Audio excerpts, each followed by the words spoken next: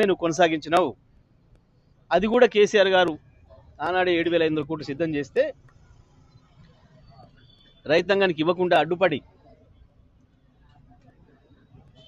వచ్చిన తర్వాత వాటిని అన్నింటినీ కూడా నీ కాంట్రాక్టర్లకు పంచుకొని 5 నెలలు సతాయించి ఇప్పటికేదో 65 లక్షల మందికి ఇచ్చిన ఇంకేదో డేట్ పెట్టి ఈ లోపల మొత్తం 100% మందికి ఇచ్చి ముక్కు నెలకు రాయాలి. నువ్వు తప్పు చేసినందుకు 5 నెలలు తెలంగాణ రైతాంగాన్ని కనీసం కేసీఆర్ ఇచ్చిన రైతు బంధు కూడా ఇవ్వకుండా ఇబ్బంది పెట్టినందుకు, రైతాంగాన్ని అప్పులపాలు చేసినందుకు, అధిక వడ్డీలో తెచ్చుకుని అప్పులు తీసుకునే పరిస్థితులకు వచ్చినందుకు రైతులు నువ్వు ముక్కు నేలకు రాసి ఇవ్వాలి.